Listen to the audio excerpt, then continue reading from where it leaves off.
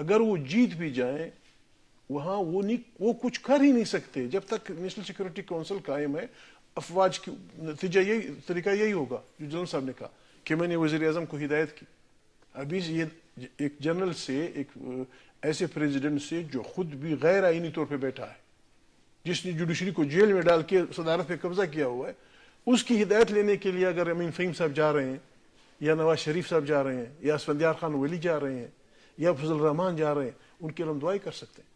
لیکن یہ بتائیے کہ پاکستان میں یعنی جو چینجز آپ چاہتے ہیں, جی, کانسٹیٹیوشن کی بالادستی, قانون کی حکمرانی, جمہوریت, فیڈرل پارلیمنٹری سسٹم, یہ ساری چیزیں جو کیسے آ سکتی ہیں جب تک جمہوریت نہ ہو اور آپ پارلیمنٹ کے اندر ارکان اسمبلی جو ہیں وہ بیٹھ کر اس کے لیے سٹرگل نہ کریں؟ آپ کا خیال ہے کہ آپ سٹریٹ میں جا کر ایجیٹیشن کے ذریعے, کسی ریولوشن کے ذریعے یہ چینجز لا سکتے ہیں؟ ہمیں مجبور کیا جا رہا ہے کہ ہم اسٹریٹ کی طرف جائیں. نقطہ یہ ہے, میں یہ وہاں سے گھر سے کسی نے دیا تھا, لے آیا قائد اعظم محمد علی جناح کے کوٹ سے. اس میں یعنی یہ oath of armed forces of Pakistan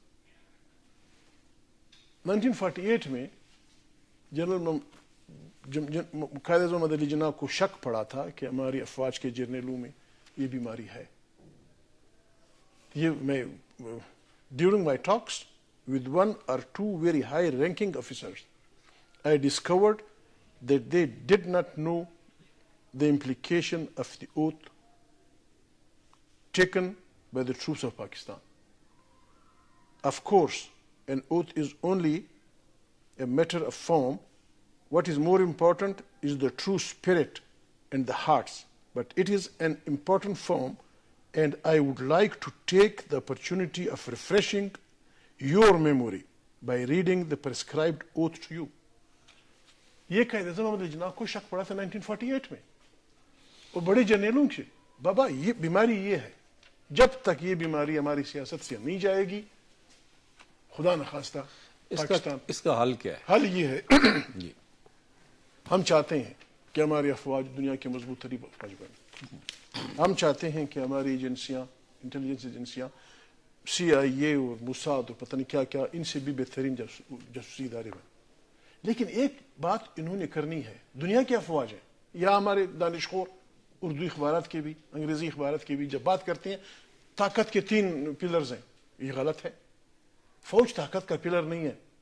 فوج ملک کی ہوتی ہے, ملک کی دفاع کے لیے ہوتی ہے.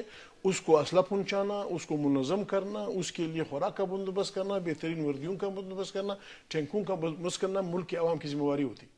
لیکن پالیٹکس میں ان کا رول نہیں ہوتا, ورنہ پھر کون روکے گا امریکی ان کو؟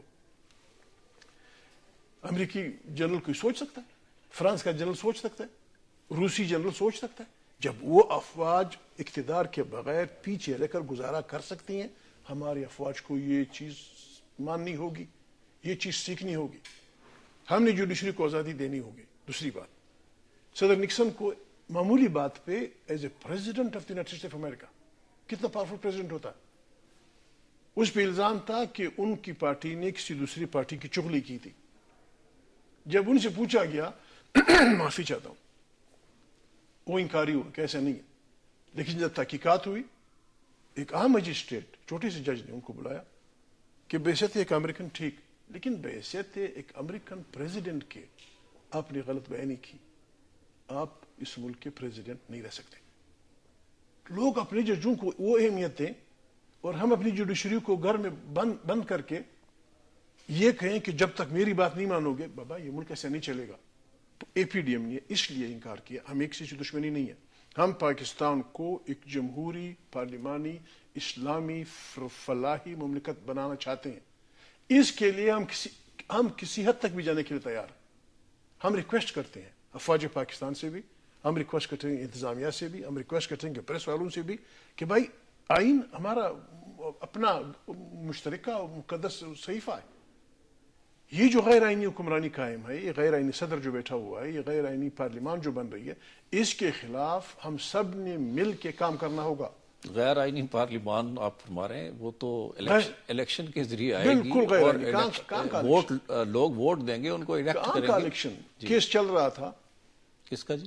جنرل صاحب کیس چل رہا تھا کہ وردی میں وہ کینڈیڈیٹ بن سکتے ہیں یا نہیں بن سکتے. یہی بنیاد بنا 3 نومبر کی ایمرجنسی کا. ساتھ کے ساتھ جج اپنا اعتزاز حسن وکیل تھا, انہوں نے ججوں کے سامنے درخواست رکھی کہ ایسی چیمگویاں ہو رہی ہیں کہ اس ملک میں ایمرجنسی لگنے والی ہے. ساتوں کے ساتوں نے لکھا, انہوں نے ڈائریکٹیوز دی تمام انسٹیٹیوشنز کو انکلوڈنگ آرمی کہ اگر ایسی کوئی بات ہوئی nobody is going to obey.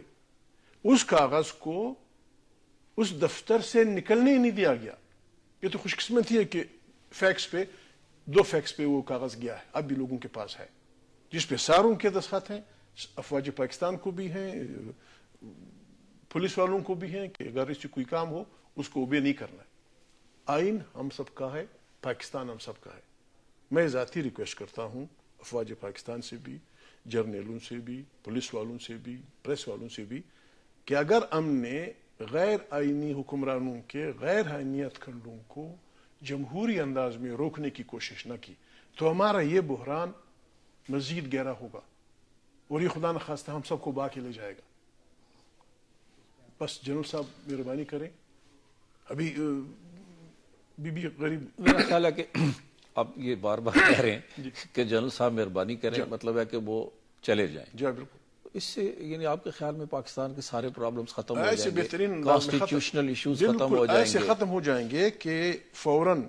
ٹھیک ہے, محمد میاں سومرو ہمارے وہ ہیں, سینٹ کے چیئرمین ہیں, ان کی سربراہی میں ایک حکومت بنے, پیپلز پارٹی نواز لیگ سب سے پوچھیں, ایک نیشنل کنسنسس گورنمنٹ بنائیں اور اس جذبے سے بنائیں کہ ہمیں ایک بہترین الیکشن کمیشن جس کے پاس پاور ہو, جو صحیح الیکشن کمیشن ہو, وہ بنائیں, الیکشن کریں اور اس جذبے سے کریں کہ اقتدار افواج پاکستان سے عوام کی طرف منتقل ہو. کاف لیگ جیت جائے, نو پرابلم, کاف لیگ جیت جائے, جماعت اسلامی جیت جائے, جمعیت علماء اسلام جیت جائے, نواز, جو بھی ہو.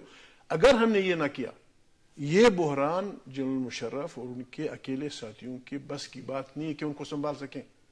یہ جو بدبختی بنا دی ہے بی بی کے قتل سے, آپ روزانہ اخبارات میں دیکھیں, ہم کیا مذاق کر رہے ہیں. ایک تو ایک بہت بڑی قومی سانیہ ہوا ہے, 2 دفعہ ان پہ اٹیک ہوا. یہ کیسا ملک ہے, کیسے چلے گا؟ یہ بتائیے صرف ایک منٹ. جی, آپ کے 2 وزیر اعظم 2 دفعہ وزیر اعظم رہ چکے تھے, ان کا جلسہ تھا پنڈی میں, دونوں پہ 2 گھنٹے کے فرق سے فائرنگ ہوئی.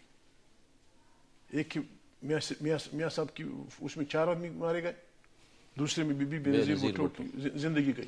آپ یہ فرمائیے کہ بے نظیر بھٹو کا جو مرڈر ہے اس کے بڑے پاکستان کی سیاست پہ بڑے اثرات ہیں. آپ کے خیال میں کہ ان کے مرڈر سے پاکستان کی فیڈریشن, پاکستان کی پارلیمانی سیاست اور یہ جو دوسرے تمام ایشوز ہیں ان پر کیا اثر پڑے؟ فیڈریشن خطرے میں ہے.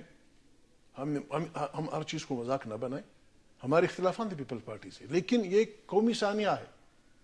آپ نے پیپل پارٹی کا نہیں, سندھ کا سر کاٹ دیا. آپ نے ایک نیشنل انٹرنیشنل اسٹیچر کی انسان کو قتل کر دیا, جس نے بھی کیا ہے, جس نے بھی کیا. اس کی تحقیقات اور جس اجلت میں یہ ذمہ داری نہیں ہوتی کہ ایک آدمی یہ کہہ دے کہ جی یہ تو وہاں کھڑے ہوئے تھی نا پولیس افسروں کی ذمہ داری کہ انہوں نے وہ ثبوت کیوں غائب کر دیا. بے نظیر کا قتل ہوا ہے, بہت بڑا سانیہ ہے. وہ چیختی رہی کہ مجھے مارا جائے گا, بلکہ جب کراچی میں ان پہ قاتلانہ حملہ ہوا تھا انہوں نے ڈیمانڈ کیا تھا کہ اسکاٹلینڈ یارڈ کے لوگوں کو بلایا جائے, نہیں بلایا گیا. اب اس انداز میں کہ جی فلانا لوگوں کو بھی شامل تفتیش کر لو, فلانے کو کس نے مارا تھا اس کی بھی تحقیقات ہو. میں ذرا کیا مجھے کوئی حق دے گا؟ اور یہ میرا حق ہے. کیوں کوئی نہیں کہتا کہ 12 مئی کو کراچی میں جو کچھ ہوا اس کی بھی تحقیقات ہونی چاہیے؟ کیوں چودھری صاحب وہ نہیں کہتے؟ وہ جو 45 آدمی مرے ان کی ماں بہنیں نہیں تھی؟ جن دہاڑے انسانوں پہ 6 گھنٹے گولیاں اس کے سینکڑوں کیمرے اس کے گواہ ہیں. ہمارے بہت بڑے بہترین کمپیرر, بہترین جرنلسٹ ایاز امیر, طلعت, یہ سارے اس کے گواہ ہیں. 45 آدمی مرے کراچی جیسے شہر میں, ڈرگ روڈ جو ISI کا ہیڈ کوارٹر ہے, نیول چیف وہاں رہتے ہیں, ان کا ہیڈ کوارٹر ہے, فضائیہ کے بہت بڑے وہ ہیں, وہ بند کیا گیا. پھر 6 گھنٹے جس طرح شکاری پرندوں پہ گولیاں برسائی جاتی ہیں, جس طرح تیتر شکار کیے جاتے ہیں, 45 آدمی مارے گئے, جس طرح آپ نہیں جانتے, میں نہیں جانتا, کسی نے پوچھا بھی نہیں. اس طرح نہیں چلے گا, یہ ملک اس طرح نہیں چلے گا. بہت بہت شکریہ محمود خان اچکزئی صاحب. ناظرین, ہمارے آج کے اس پروگرام میں ملک کے ممتاز سیاستدان جناب محمود خان اچکزئی ہمارے ساتھ گفتگو کر رہے تھے. ان سے ہم نے پاکستان کی موجودہ صورتحال اور پاکستان کی پارلیمانی سیاست اور انہوں نے کیوں آئندہ انتخابات کا بائیکاٹ کیا, ان ایشوز پر ہم نے ان سے بات کی ہے, اور ان کے جوابات جو ہیں ہم نے سنے ہیں. اس کے ساتھ ہی ہمارا یہ پروگرام ختم ہوتا ہے. شکریہ جناب اچکزئی صاحب.